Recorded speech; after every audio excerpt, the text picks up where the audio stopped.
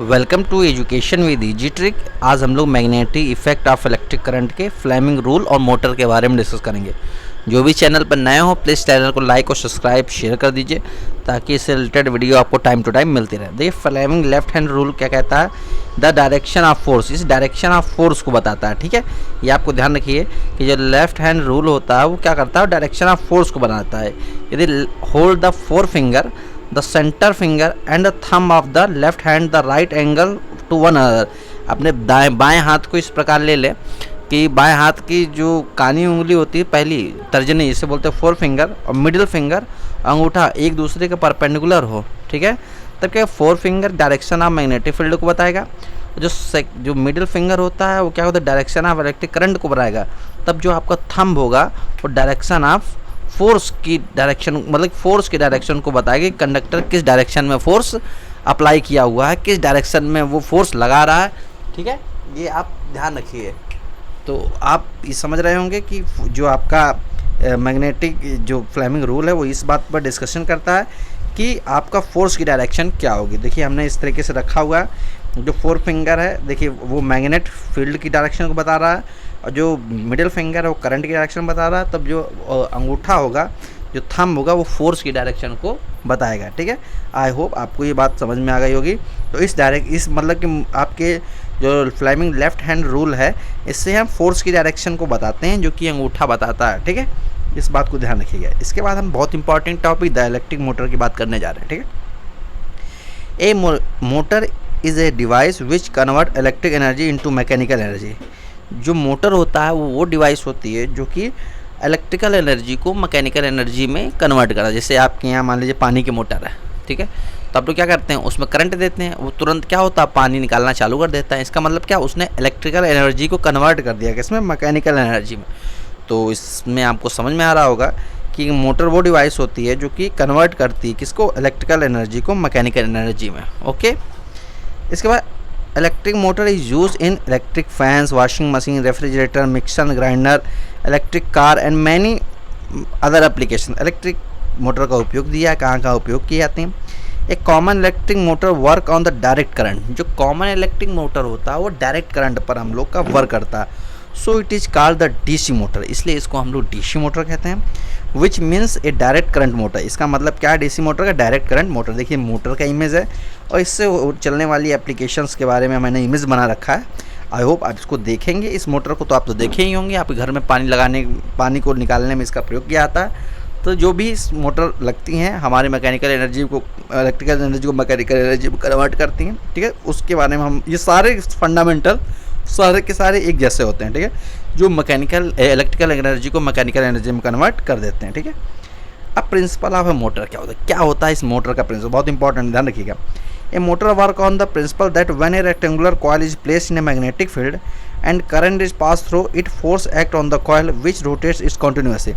मतलब अगर किसी मैग्नेटिक फील्ड के अंदर कोई कॉइल रख दिया जाए और उसमें इलेक्ट्रिक फील्ड मतलब इलेक्ट्रिक करंट दिया जाए, तो क्या होगा, इलेक्ट्रिक करंट के आने से उसमें क्या होगा, इलेक्ट्रिक फील्ड जनरेट होगा, बहुत ज़बरदस्त इलेक्ट्रिक फील्ड जनरेट होगा, जिससे क्या होगा कि वो जो कॉइल होगी वो घूमने लगेगी, लगातार रोटेट करने लगेगी, और इस कारण जो इलेक्ट्रिकल एनर्जी जो होगी आपकी, वो क्या करेगा, मोटर जो होगा उस इलेक्ट्रिकल एनर्जी को मैकेनिकल एनर्जी में कन्वर्ट कर देगा। ठीक है, जिससे रोटेशन होगा, उसका काम हम लोग पानी निकालने या अन्य किसी काम में हम लोग कर सकते हैं। ठीक है, कंस्ट्रक्शन ऑफ मोटर क्या होता है, ये ध्यान रखिए। मोटर के 3 मेन पार्ट होते हैं।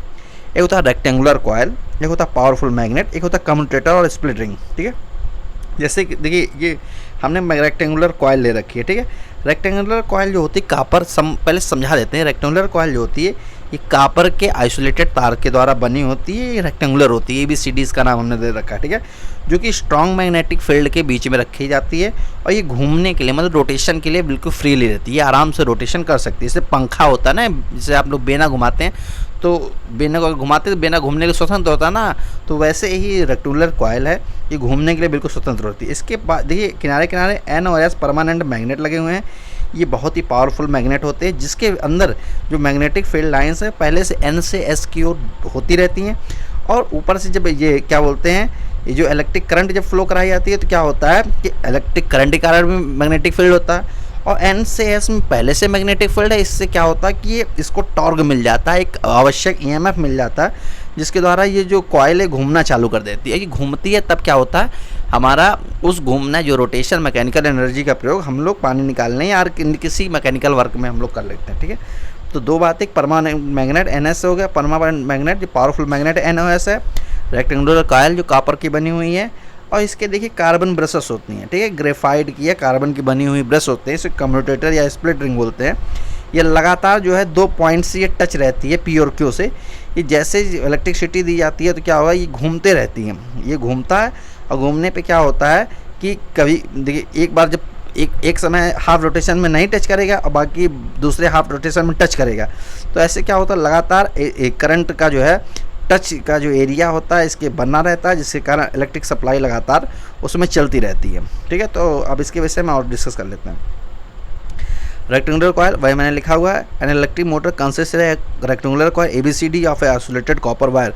मैंने बताया हुआ है कि एबीसीडी रेक्टेंगुलर कॉइल होती है, तो और उसमें जो है आइसोलेटेड कॉपर के वायर के द्वारा बनाई जाती है। ठीक है, जो कि क्या बोलते हैं परमानेंट मैग्नेट के बीच में रखी जाती है, जो कि घूमने के लिए क्या होता है स्वतंत्र होता है। पावरफुल मैग्नेट क्या होता है, एनओएस पावरफुल मैग्नेट होते हैं जो मैक्सिमम मैग्नेटिक फील्ड को जनरेट करते हैं।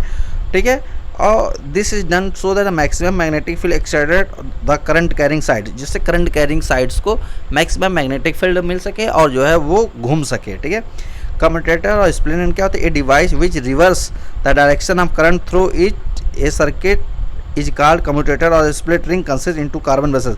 मतलब क्या होता है कि जो कम्यूटेटर और स्प्लिट रिंग होती है वो करंट के जो डायरेक्शन को रिवर्स करने के घुमाने के काम आती हैं। ठीक है, इट कंसिस्ट 2 कार्बन, इसमें 2 कार्बन ब्रश होते हैं। The function of carbon brush to make contact with the rotating ring, इसका काम क्या होता है रोटेटिंग रिंग से द्वारा कॉन्टैक्ट बनाए रखना, and the complete and through to supply current to the soil. और इसका मतलब इसमें क्या है कि इसमें करंट के कॉइल में हमेशा करंट, जिसमें कंप्यूटर लिखा हुआ है, कंप्यूटर नहीं होगा, and the through them the supply current to the coil.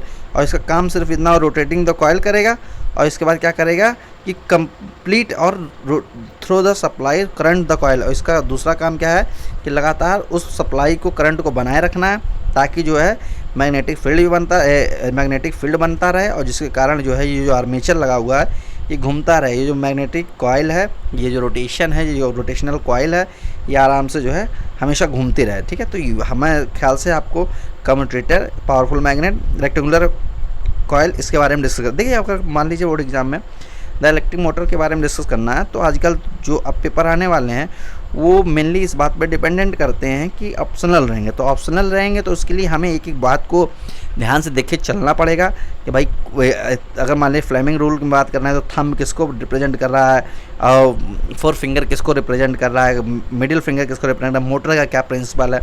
ठीक है, तो इस तरीके से कौन कौन से मेन पार्ट होते हैं, हमारे मोटर में स्प्लिट लगाया जाता है, कम्यूटेटर लगाया जाता है, क्या चीज़ है, ये सब चीज़ें कार्बन ब्रशेस है, ये सारी चीज़ों को आपको एक पॉइंट जो है डिस्कस करना है। इधर लंबा चौड़ा याद करने की जरूरत नहीं, क्योंकि अब इसको थ्योरी नहीं लिखना, लेकिन हाँ एक एक पॉइंट को पढ़ना है, क्योंकि इसमें कहीं से भी आपको क्वेश्चन पूछा जा सकता है।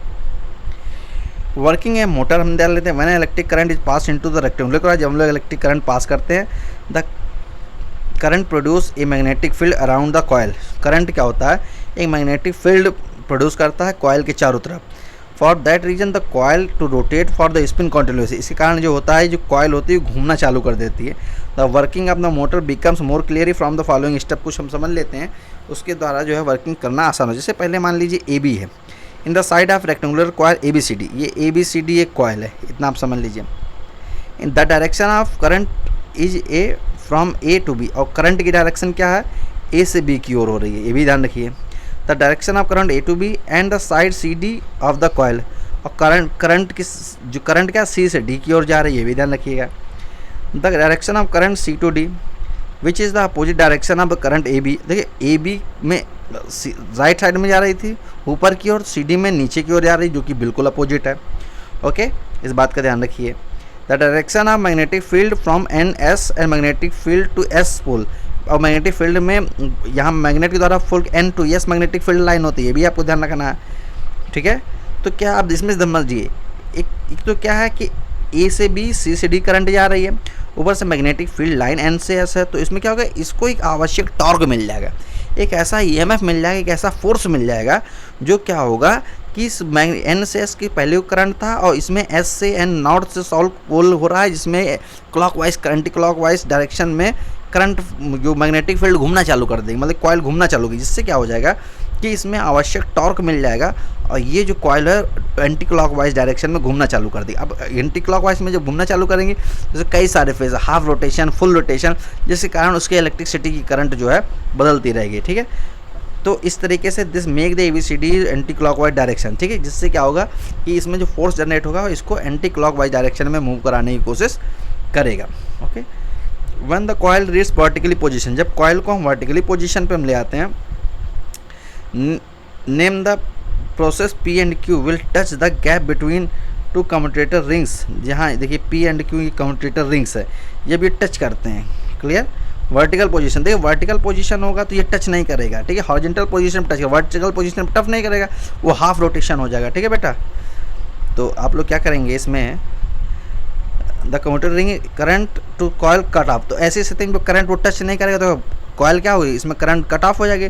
दो the current is coil is cut off then the exact vertical position the coil does not stop rotating because it has the already gain momentum due to the which goes beyond vertical position।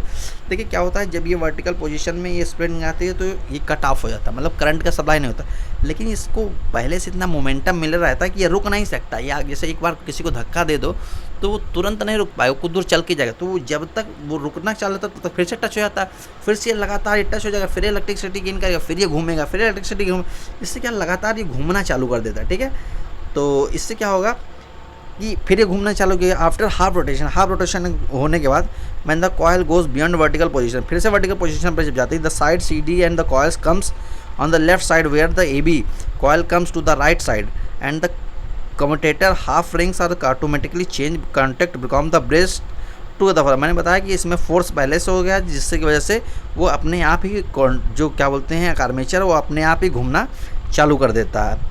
ठीक है, अब इसमें किसी के उसमें torque चूंकि पहले से जनरेट होगा, this is the reason the make the coil rotate anticlockwise by the other half, जिसके कारण क्या उसे फोर्स मिला हुआ जो कि अदर जो है हाफ रोटेशन के लिए तैयार कर रखा है। The reversing of the current in the coil repeated after every rotation, और इससे क्या होगा, जो करंट की वजह से हमेशा ही कॉइल हमेशा हाफ रोटेशन लगातार मारती रहेगी, जिससे ये मोटर लगातार चलता रहेगा। इस मोटर जब लगातार चलता रहेगा, इसका हम लोग प्रयोग मैकेनिकल एनर्जी में करते रहेंगे।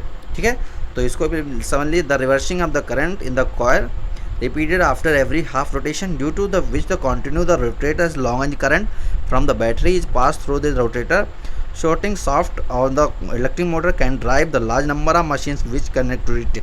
इसका मतलब क्या है कि जब इलेक्ट्रिसिटी का पास होता रहेगा तो क्या होगा, वो जब इलेक्ट्रिसिटी का पास होता जाएगा तो वो जो आर्मेचर लगा हुआ जो कॉइल लगी वो घूमती जाएगी, जब वो घूमती जाएगी तो हम उसका प्रयोग मैकेनिकल एनर्जी में करते जाएंगे, उससे नंबर ऑफ मैकेनिकल एनर्जी को कोई भी नंबर कई सारे काम हम लोग ले सकते हैं। ठीक है, तो आई होप आपको ये DC मोटर और जो है फ्लेमिंग का लेफ्ट हैंड रूल आपको समझ में आया होगा। ठीक है, तो आप देखिए एक नंबर के पॉइंट ऑफ व्यू से बिल्कुल समझ लीजिए कि सबसे पहले फ्लेमिंग का लेफ्ट हैंड रूल किसको बताता है, फोर्स की डायरेक्शन बताता है। थंब किसको बताता है, फोर्स की डायरेक्शन बताता है। फोर फिंगर किसको बताता है, मैग्नेटिक फील्ड की डायरेक्शन बताता है। और मिडिल फिंगर क्या बनाता है, आप करंट की डायरेक्शन बताता है। इलेक्ट्रिक मोटर किस पे प्रिंसिपल पे वर्क करती है, क्या इलेक्ट्रिकल एनर्जी को मैकेनिकल एनर्जी पे वर्क करती है। ठीक है, इसके बाद क्या बोलते हैं, कॉमन मोटर इलेक्ट्रिक मोटर कैसी होती हैं, वो डायरेक्ट करंट क्यों होती है, इसको DC मोटर कहते हैं। ठीक है, DC मोटर का मतलब क्या है, डायरेक्ट करंट मोटर होता है। क्लियर, प्रिंसिपल ऑफ मोटर में क्या है, प्रिंसिपल क्या होता है, ये क्या करते हैं, ये वो क्या होता है रेक्टेंगुलर, इसी इसका प्रिंसिपल क्या है, इलेक्ट्रिकल एनर्जी को मैकेनिकल एनर्जी में कन्वर्ट कर देना। ठीक है, इसे कौन से 3 पार्ट होते हैं, rectangular, coil, powerful magnet, commutator और स्प्लिट रिंग होती है। तो इस तरीके से आपको मेन पार्ट आपको याद रखने हैं, ताकि जो है आपको आने वाले क्वेश्चंस पेपर जो आने वाले टेक्निक है उसमें आपको प्रॉब्लम का सामना ना करना है। आई होप आपको वीडियो समझ में आई होगी, तो आप इसको सब्सक्राइब, लाइक, शेयर जरूर कर देंगे। Thank you for watching this video.